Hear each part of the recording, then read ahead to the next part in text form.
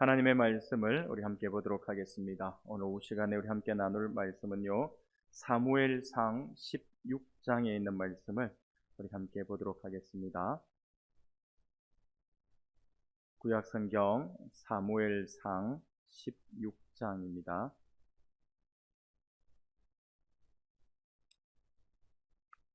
네, 사무엘상 16장을 찾으셨으면 1절에서부터 13절까지의 말씀을 우리가 함께 보도록 하겠습니다. 사무엘상 16장 1절에서부터 13절까지의 말씀을 우리가 한 절씩 교독하도록 하겠습니다. 찾으신 줄 믿고 한 절씩 교독합니다. 제가 먼저 1절 말씀 보겠습니다. 여호와께서 사무엘에게 이르시되 내가 이미 사울을 버려 이스라엘 왕이 되지 못하게 하였거늘 내가 그를 위하여 언제까지 슬퍼하겠느냐. 너는 뿔에 기름을 채워 가지고 가라. 내가 너를 베들레헴 사람 이새에게로 보내리니 이는 내가 그의 아들 중에서 한 왕을 보았느니라 하시는지라.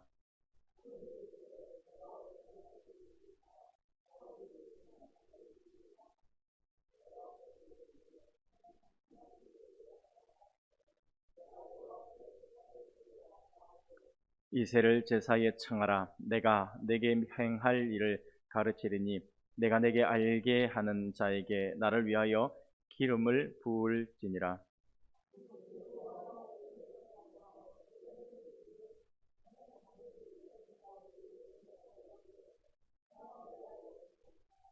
이르되 평강을 위함이니라. 내가 여호와께 제사하러 왔으니 스스로 성결하게 하고 와서 나와 함께 제사하자고 이새와 그의 아들들을 성결하게 하고 제사에 청하니라.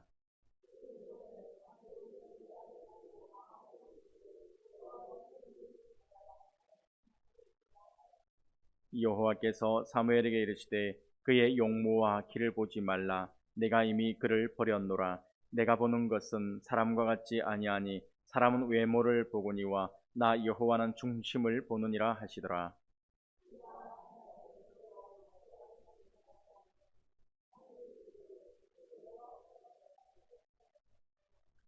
이새가 산마로 지나게 하매 사무엘이 이르되 이도 여호와께서 택하지 아니하셨느니라 하니라.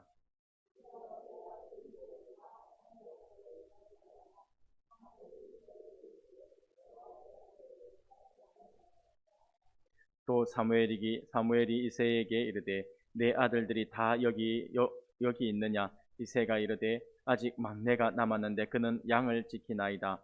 사무엘이 이새에게 이르되 사람을 보내어 그를 데려오라. 그가 여기 오기까지는 우리가 식사 자리에 앉지 아니하겠노라.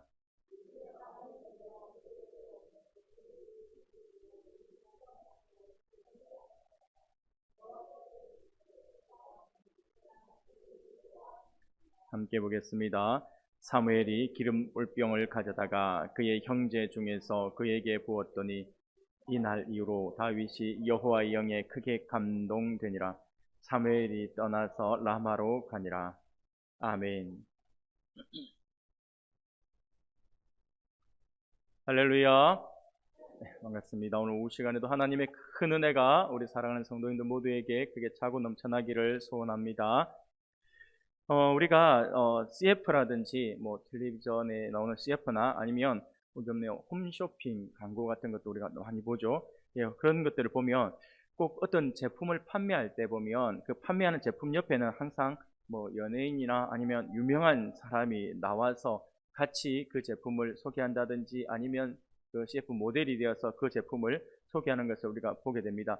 이 사람들을 보면요, TV에서 우리가 볼 때 이 연예인들이라든지 좀 뛰어난 유명인들을 보면 항상 이게 외모부터 해가지고 다 이게 꾸며가지고 이렇게 나오잖아요. 그래서 하얀 피부에 뭐 날씬한 것 같은 그런 어떤 날씬한 몸매는 당연한 거고요. 키도 큰 데다가 화려한 옷을 입고 있고 몸도 남자 같은 경우는 거의 몸짱들 막 데리고 나와서 계속해서 옷을 하나 팔 때는 옷의 핏이 좋다 이러면서 그러면 왠지 우리는 그걸 보고 있으면 어떻습니까? 내가 입으면 또 저 모양이 나올 것 같다라고 항상 그렇게 착각을 하게 되죠. 만약에 뭐 건강식품이다 그러면 저거 먹으면 나도 저 사람처럼 이게 외모가 출중해질 것 같고 날씬해질 것 같고 막 그죠 운동기구 같은 거 막 하면 항상 뚱뚱한 사람이 나와서 이거 운동하지 않습니다. 몸 딱 좋은 사람이 와서 막 운동하고 막 그러잖아요. 예, 특히 남자들은 그런 거 보면 뿅 갑니다. 가가지고 내가 다 좋은데 딱 운동이 부족한데 저거 뭐 딱 내가 사가지고 운동하면 왠지 내가 딱 저 몸 이상이 될 것 같은데 이거 딱 저것만 있으면 될 것 같은데 이런 생각들을 이게 늘 해보게 되거든요. 이게 남자만 가지는 마음이 아니라 아마 여성분들도 옷이나 아니면 화장품이나 막 이런 것들 아니면 건강식품 이런 것들 보면 그렇죠. 이걸 먹으면 내가 그리 될 것 같은데 뭐 이런 생각들을 우리가 이렇게 많이 이제 하게 되잖아요. 그래서 되는데 아마 유명 연예인을 보면서 우리가 동경하는 그 마음들을 우리가 가지기 때문이다라고 생각을 해볼 수 있습니다.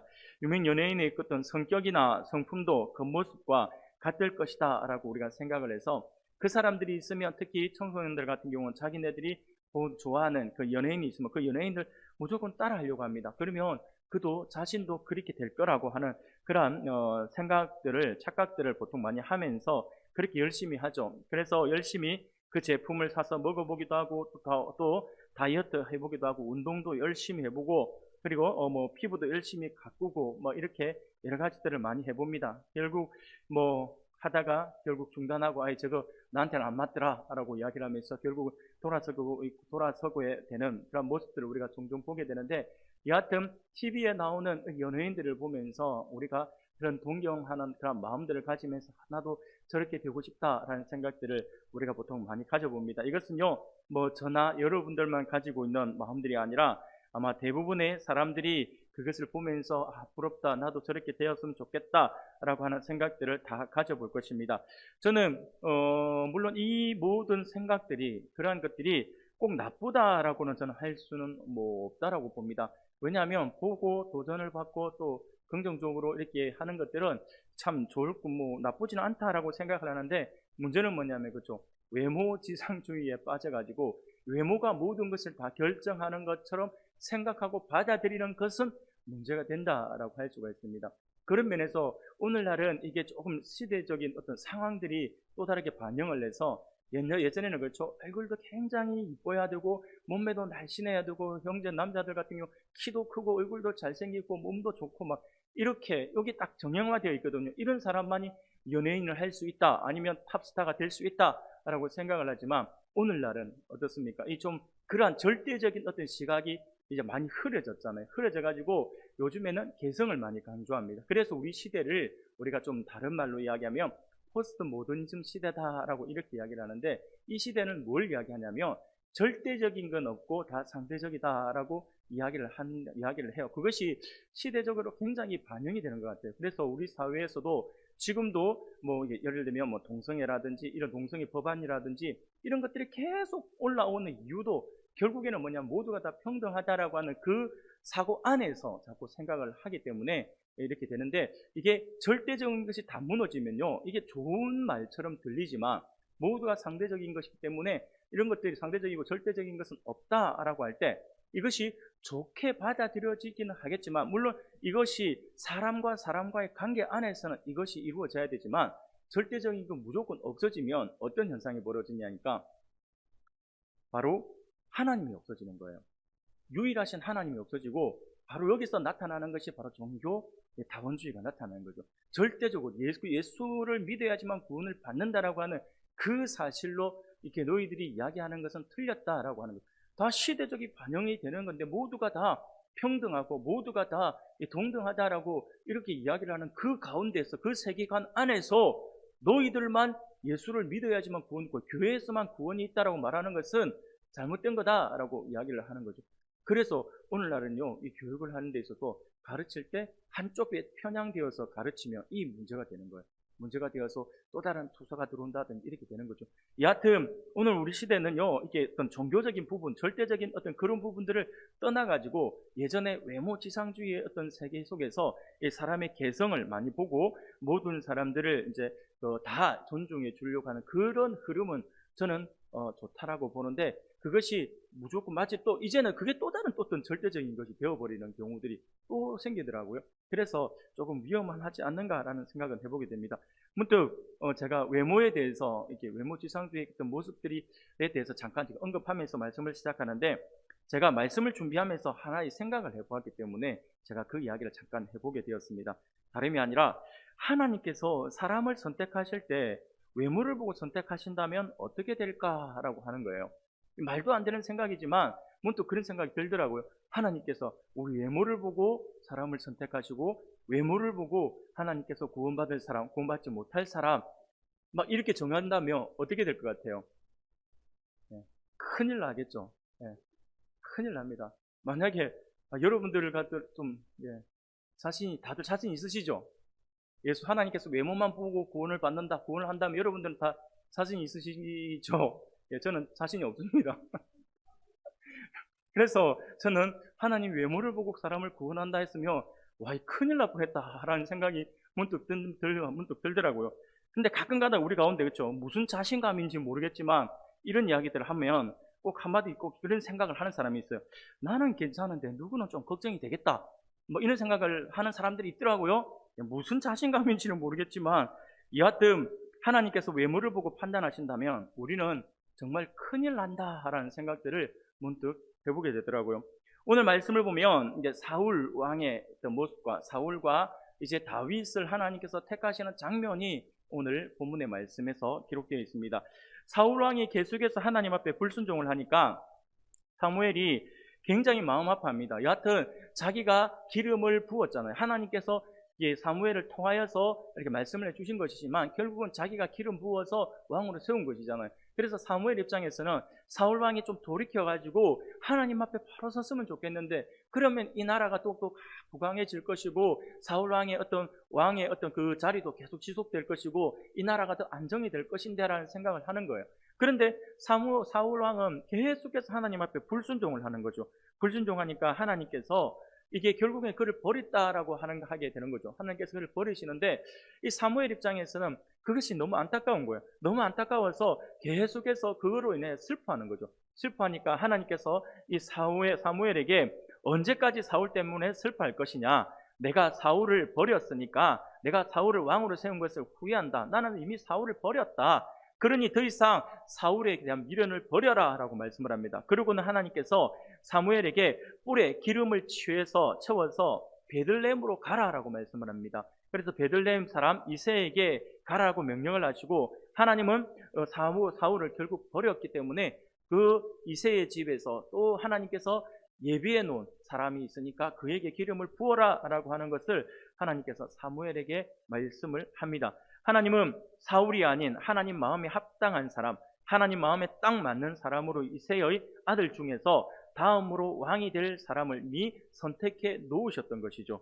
사무엘은 하나님의 말씀에 따라서 암송아지를 제물로 준비해서 이새의 가족들을 이 제사에 초대합니다.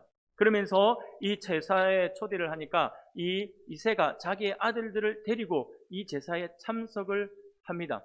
그러면서 아들을 한 사람 한 사람씩 이제 사무엘 앞으로 지나가게 만듭니다. 제일 첫째 아들 엘리압이 딱 들어오니 사무엘의 가슴이 뛰었을 정도예요. 가슴이 궁대를 앉으면서 아니 어떻게 이렇게 출중한 친구가 이 시골 구석에 있었지? 라고 하는 생각을 할 정도로 베들레헴은 아주 작은 곳이었거든요. 그래서 가슴이 뛰면서 하나님께서 이래서 나를 이곳에 보내주셨구나. 이 엘리압이 정말 뛰어난 사람이고 왕제로서 충분한 어떤 그러한 역할을 어떤 제목이 된다, 왕으로서의 어떤 제목이 된다라고 그렇게 생각을 했습니다. 그래서 그에게 전혀 왕이 되기에 손색이 없다라고 생각을 하니까 그에게 기름을 이제 부어 왕을 세우려고 합니다. 그런데 그렇게 기름을 부으려고 하는 그 순간 하나님께서 그를 제지하죠. 그래서 그 사무엘은 그의 외모와 키를 보고 그를 보고 그가 출중하다라고 생각을 했지만 하나님께서는 그렇게 하지 않습니다. 내가 보는 것은 사람과 같지 않다. 사람은 외모를 보지만 나 여호와는 중심을 보느니라 라고 말씀을 합니다. 사랑하는 여러분, 여기서 중심을 본다라 했을 때 이 중심이 무엇이냐니까 바로 우리 안에 있는 마음을 이야기하고 있는 것입니다. 하나님은 사람들이 생각하는 겉모습을 보지 않으신다라고 하는 것이죠. 외모의 어떤 화려함, 외모의 어떠함을 보고 하나님께서 판단하는 것이 아니라 그 영혼의 중심을 보신다라고 하는 거예요. 마음을 보신다라고 하는 거예요. 얼마나 하나님께로 향해 있는지, 얼마나 하나님 편에 서 있는지, 그리고 얼마나 하나님 편에 서려고 노력하고 발버둥치는 그러한 삶을 살아가는지를 하나님께서 이미 보신다라고 하는 것입니다. 하나님은 사무엘이 보지 못하는 엘리압의 마음 중심까지도 보고 계셨던 것이죠.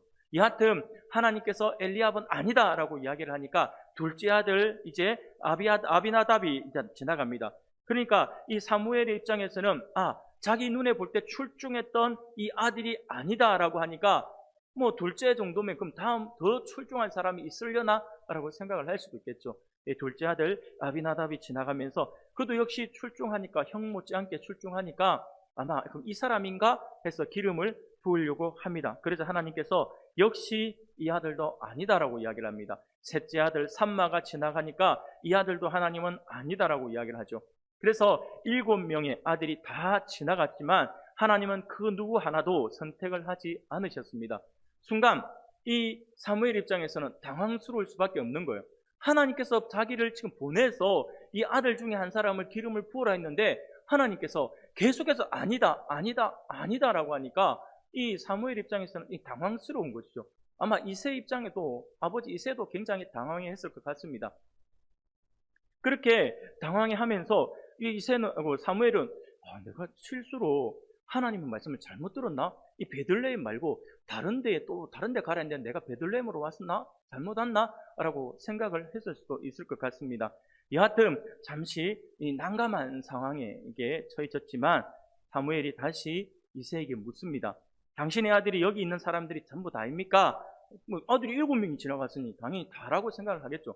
답니까? 라고 물어보니까 이세가 그제서야 이야기를 합니다. 아니요, 아들이 하나 있긴 있는데 그 막내 아들이 아직 어리고 좀 별로 볼품도 없고 그래서 그냥 밖에서 그냥 양이나 지키라고 들에서 지금 양을 지키고 있습니다 라고 그렇게 이야기를 했습니다. 이세는 아버지 이세가 아마 제사 드리는 이 자리에 막내 아들은 올 필요가 없다라고 생각했던 것 같아요. 아마 넌지시 하나님 이세 입장에서는 사무엘이 온 이유에 대해서 알고 있었던 것 같아요. 아무리 생각을 해봐도 출중한 형님들이 다 있는데 그 형님들을 다 제치고 지금 이제 막 갓난 아기 같은 그 다윗을 이렇게 하지는 않겠지라고 생각을 해서 아마 양을 지키는 니는 올 필요 없을 것 같아요. 이게 네가 낄 자리는 아니고 그냥 마치 옛날 그쵸 5일 장터에 가보면 약장사들 있잖아요. 꼭 약 팔려 하면 호기심 많게 사람들 다 불러 모아놓고 꼭 그러잖아요. 호기심은 누가 많아? 애들이 제일 호기심 많잖아요. 다 불러 모아놓고 나서 제일 마지막 애들은 가라 이러잖아요. 마치 그것처럼 이 지금 다윗은 애들은 가라에 속하는 것 같아요. 그래 쫓겨나가지고 그냥 밖에서 들에서 양이나 치고 있는 그 신세였던 거죠. 그런데 하나님께서 지금 그를 택했기 때문에 그 마지막 아들을 이 사무엘이 봐야겠는 게 되겠는 거예요. 그래서 하나님이 분명히 약속하셨고 말씀하셨기 때문에 지금 이 자리에 왔는데 이건 아무도 하나님께서 아니다라고 하는데 이 마지막 막내 아들을 그가 스치고 지나가 버리면 이제 안 되는 거잖아요. 그래서 이 다윗을 데려오라고 합니다. 막내 아들 다윗을 데리고 올 때까지 식사 자리에 앉지 않겠다라고 이야기를 하니까 이세 입장에서는 깜짝 놀라서 빨리빨리 가서 데리고 오라라고 이야기를 해서 데리고 옵니다. 막내 아들 다윗을 데리고 왔을 때 성경은 그를 뭐라고 이야기를 합니까? 12절에 이렇게 이야기를 합니다. 이에 사람을 보내어 그를 데려오매 그의 빛이 붉고 눈이 빼어나고 얼굴이 아름답더라. 여호와께서 이르시되 이가 그니 일어나 기름을 부으라 하시는지라 라고 말씀을 합니다. 사랑하는 여러분, 사무엘이 다윗을 보았더니 지금 이렇게 나온 거예요. 굉장히 지금 아마 엘리압을 보았을 때보다 더 놀랐던 것 같아요. 너무너무 놀랐던 것 같아요. 그냥 그 자체에서 딱 조그만 꼬마 하나가 걸어 나오는데 자기 앞으로 나오는데 이 사무엘의 눈에는 광채가 나는 것처럼 보였던 것 같아요. 왜 하나님께서 나를 이곳에 보냈는지 알 수 있을 만큼 그러한 뛰어난 그 모습으로 지금 그 앞에 나와왔다고 하는 것이죠. 그의 빛이 붉고 얼굴이 빼어나고 눈이 빼어나고 얼굴이 아름답더라라고 표현을 하잖아요. 여기서 그의 빛이 붉고라고 하는 것은요, 붉은 갈색을 의미합니다. 그래서 붉은 색깔은 당시의 시대적 상황에서 볼 때 얼굴에서 붉은 빛이 난다라고 하는 것은요, 어리다라고 하는 걸 표현하는 거죠. 흔히 말하는 우리가 어디 이렇게 뭐 볼살이 좀 빨갛고 우리 동양에도 그런 애들 있잖아요. 이 볼살이 빨갛고 막 이렇게 하면 그걸 가지고 아직 어린 그걸 그 표현을 하잖아요. 어리다. 라고 막 이야기를 하고 뭐 그렇게 표현하는 것처럼 그 시대도 아마 그랬던 것 같아요. 그래서 얼굴이 좀 붉다라고 이야기를 하는 것은 아직 어리다라고 하는 것을 이야기하고 순진하다라고 하는 것을 표현할 때 쓰는 단어입니다. 그래서 이는 다윗의 피부가 붉을 정도로 아직 나이가 어렸다라고 하는 것을 우리에게 가르쳐 주고 있는 것이죠. 그러니까 다윗이 기름 부음을 받을 때, 하나님의 기름을 그 부음을 받을 때 다윗은 굉장히 아직 어린 소년에 불과했다라고 하는 것을 우리에게 보여주고 있는 그러한 부분입니다. 그리고 눈이 빼어났다라고 하는 것은요, 아름다운 그리고 멋진이라고 하는 의미를 가지고 있는데 반짝반짝 빛났다라고 이야기하는 것이죠. 바로 총기 있는 눈을 가졌다라고 하는 것이에요. 눈에 광채가 난다라고 하는 이야기를 여러분 한 번씩 하잖아요.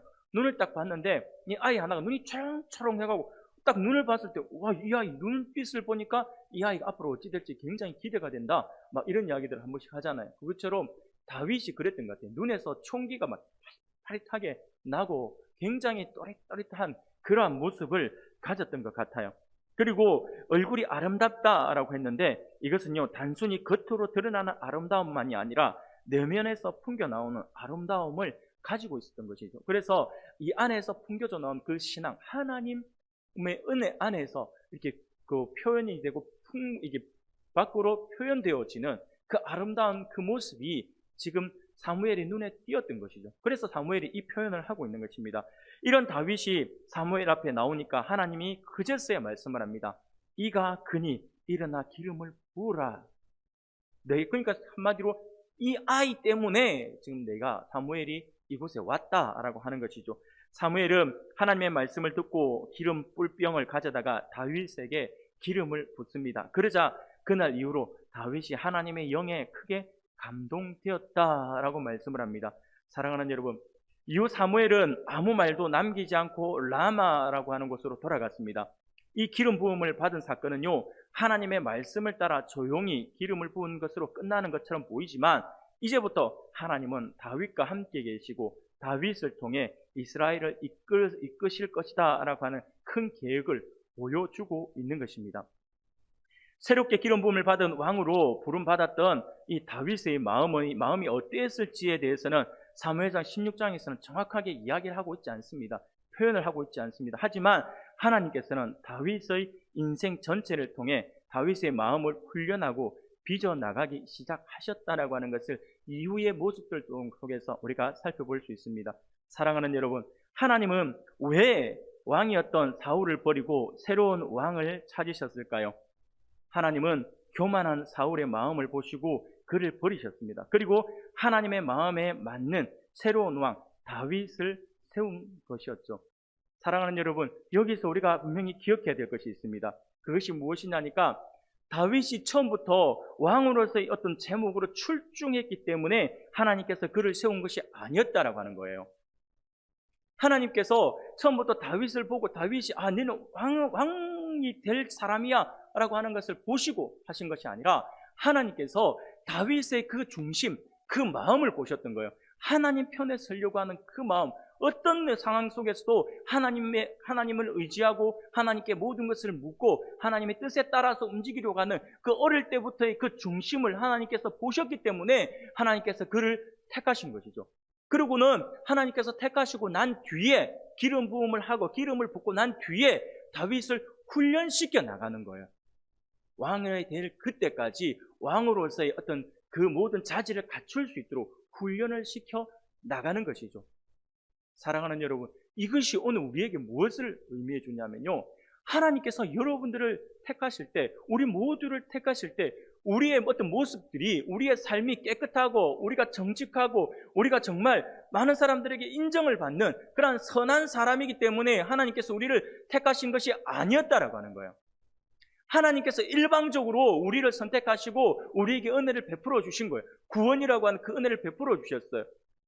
그러면 그것으로 끝나는 것이 아니라 우리가 천국 백성이잖아요. 천국 백성으로서 이제 살아가야 되잖아요. 그것이 영원한 천국에 가서 영원토록 그렇게 살아가야 되잖아요. 그런데 지금 내 모습을 보세요. 우리가 생각하는 천국 백성으로서의 모습에 내가 합당한 삶을 살아가고 있나요? 아닌 것 같아요. 그러면 지금 당장 내가 천국으로 가면 어떻게 될까요? 굉장히 좀 부끄러울 수밖에 없는 거 되는 거죠. 하나님께서 우리를 선택하시고 우리를 구원하시고 이 자리에 지금 머물러서 신앙생활을 하게끔 만든 것은 무엇이냐니까 지금 우리가 이 시간들을 보내면서 연단의 시간들을 가지는 것이죠. 그것을 다른 말로 하면 바로 성화의 과정을 우리가 지금 밟고 있는 것이에요. 그 성화의 끝이 언제냐니까 우리 주님 다시 오실 그때에. 그리고 우리가 천국 백성으로서의 모습을 이제 갖추어 나가는 것이죠. 그래서 우리가 천국 들어갈 때는 아무 부끄러움 없이 그렇게 들어갈 수가 있는 것이죠. 사랑하는 여러분, 그 사실들을 우리가 기억해야 합니다. 그래서 우리가 하루하루 살아갈 때 지금 우리의 삶이 훈련의 과정이구나 라고 하는 것들로 여러분들이 생각하셔야 돼요. 그러면서 오늘 하루도 우리가 더욱더 이겨나가려고 하나님 편에 서서 하나님을 바라보면서 하나님 뜻이 어디에 있는지를 늘 기도하면서 그렇게 다윗처럼 이렇게 서가려고 우리가 노력을 해야 한다라고 하는 것입니다. 하나님께서 사람은 외모를 보거니와 나 여호와는 중심을 보느니라 라고 하신 그 말씀이 바로 그겁니다. 하나님은 중심을 중요하게 보신다. 우리의 외모가 아니에요. 우리의 외향적으로 풍겨져 나오는 어떤 사람들이 인정하고 사람들이 평가하는 그 모습이 아니라 우리 눈에 보이지 않는 우리의 중심, 우리의 마음, 그것을 하나님께서 보신다라고 하는 사실들을 기억해야 합니다. 하나님께서 마음을 보신다라고 하는 것은 그 사람의 마음이 하나님에 향하고 있는지를 보신다라고 하는 것이죠. 그러한 점에서 볼 때 다윗은 정말로 하나님 마음에 쏙 드는 사람이었거든요. 다윗은 하나님을 사랑하고 경외하는 마음을 가지고 있었죠. 사람들이 생각하는 것처럼 키가 크고 늠름하고 남자답지는 않았을지는 모르겠지만 하나님을 향한 마음이 남들보다, 다른 사람들보다 더욱더 컸던 사람이 바로 이 다윗이었습니다. 여러분, 다윗의 마음이 어떤 마음을 가지고 있는지를 여러분들이 정말 궁금하시다 한다면 여러분들 시편을 많이 읽으시면 됩니다. 시편에 나오는 그 150편의 시편 가운데 다윗의 시가 약 73편 정도가 됩니다. 거의 절반 정도가 다윗이 지었어요. 여러분들 그 다윗이 지었던 그 시편을 한 절 하나씩 한 편씩 여러분들 한번 읽어보세요. 다윗은요, 즐거울 때만 하나님을 찬양한 것이 아니에요. 원수에게 쫓길 때도, 지금 당장 내가 죽음과 같은 그런 고통 속에서도 하나님을 찾고 하나님 앞에 기도하고 하나님을 찬양했던 사람이 바로 이 다윗입니다. 철저하게 하나님 편에 서 있으려고 했던 사람이 이 다윗이었던 것이죠. 그래서 하나님께서 그 중심을 보시고 하나님 마음에 딱 맞는 사람이다 라고 표현을 하셨던 것입니다. 다윗처럼 하나님의 마음에 쏙 드는 사람이 우리가 되고 싶다면 우리들 또한 겉모습에만 치중하고 열광할 것이 아니라 다윗처럼 기쁠 때나 슬플 때 그러한 모든 것들에 상관없이 오직 하나님만을 의지해야 할 것입니다. 그리고 평안할 때도 힘들 때도 항상 하나님 앞에 기도하며 우리가 나아가야 할 것입니다. 사랑하는 성도 여러분, 그리고 오늘 본문에서 아주 중요하게 우리 하나만 더 기억해야 될 것이 아주 중요한 것이 하나가 있어요. 그게 뭐냐니까 우리가 굉장히 눈여겨보아야 되는 건데 뭐냐니까 정말로 하나님 앞에 중심이 바로 선 사람, 곧 신앙이 아름다운 사람은요, 외모도 아름답게 빛이 난다라고 하는 거예요.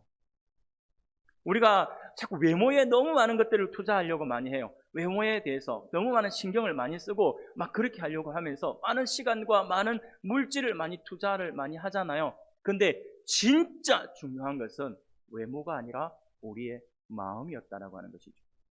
여러분, 외모가 굉장히 아름답고 화려한 사람, 그 사람이 마음까지 그렇게 아름다운 사람이 많을까요?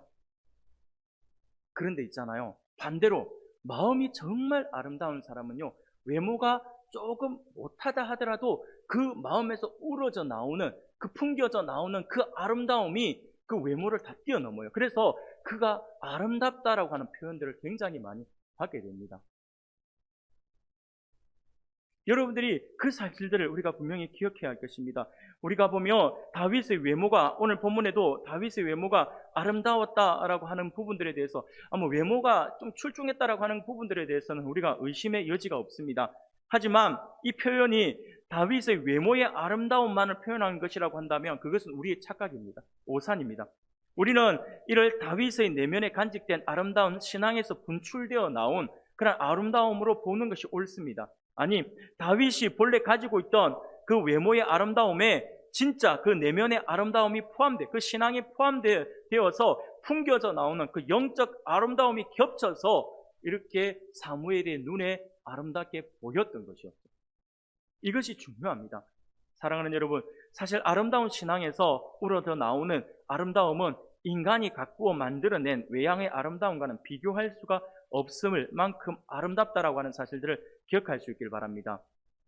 사도행전 6장 15절에 보면 공회 중에 앉은 사람이 다 스데반을 주목하여 보니 그 얼굴이 천사의 얼굴과 같더라라고 말씀을 합니다. 스데반 집사가 잡혀서 공회의 재판에 넘겨지고 이 공회에서 어쨌든 이 스데반을 이제 사형을 시키려고 죽이려고 하는 그 위기의 순간이에요.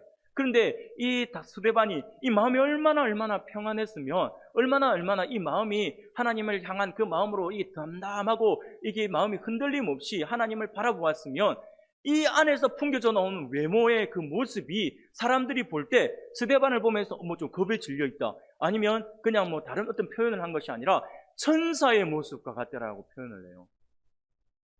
사랑하는 여러분, 이것만큼 좋은 평가가 있을까요?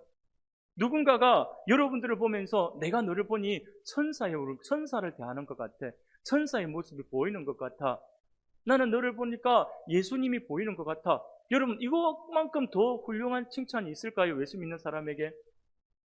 외모가 아름답다라고 하는 칭찬보다는 내가 당신을 보니 예수님이 보여집니다, 예수님의 향기가 느껴집니다, 천사를 보는 것 같습니다 라고 하는 그런 칭찬을 받는 그런 모습이 우리 안에 있어야 되지 않을까요?